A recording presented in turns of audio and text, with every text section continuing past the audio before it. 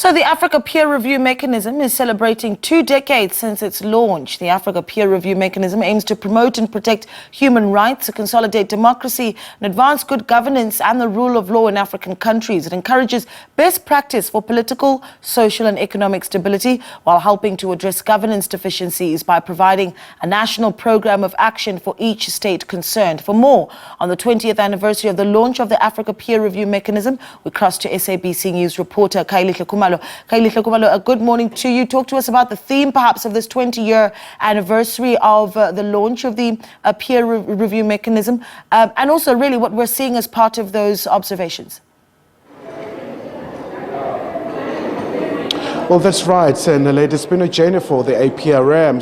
But by all accounts, it is a milestone to mark the 20-year anniversary, especially in the African continent, where the issues of good governance, the issue of making sure that there are regular elections, appear to be one of the most important issues in Africa, especially also when it comes to Khayelihle, peace and security, a very important area, especially if you want to entrench a culture of democracy in Africa, where we've seen a tsunami of coups, especially in West Africa. But joining us now is the CEO of the APRM, Prof. Maloka. So, Prof, quite a very journey that you've had to traverse over the years, for the past 20 years. Lovely.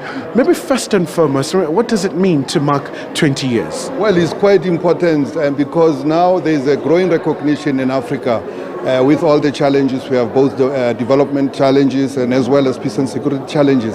That at the center of that is governance. So if Africa has to really advance, and these are the lessons we have learned over the last 20 years. We have to deal with our governance challenges because they are at the center of the challenges we face on the development front and also in the peace and security sector as well.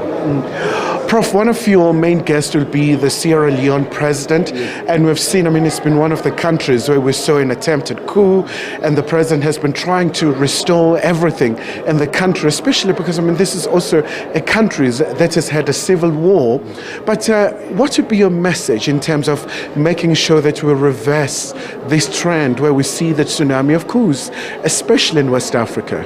The issue is really governance. Fortunately, in the case of Sierra Leone, which is unfortunate actually, because this attempted incident happened just after the country has just had a peaceful transfer.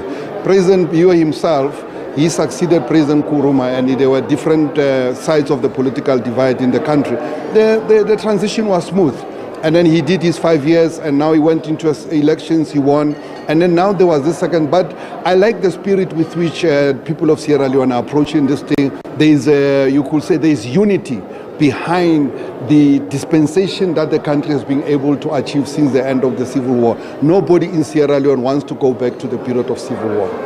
And just in terms of your scorecard, Prof, looking at the African continent, Southern Africa, East Africa, North Africa and other regions, how are we doing in terms of making sure that we inculcate and instill the culture of having good governance so that we can see development driving? No, I put African countries in 3 categories in terms of governance. Those that are trying hard and they are showing some very strong signs in the positive direction, those that are in the middle, and those that are still have more challenges ahead of them. And I think that the 2 categories are in the dominant majority. So we do, like for example, we were discussing with some of the colleagues here, you look at here in SADC, all the changes that happen here, maybe except in 1 or 2 occasions, they are through you could say, some sort of an electoral exercise.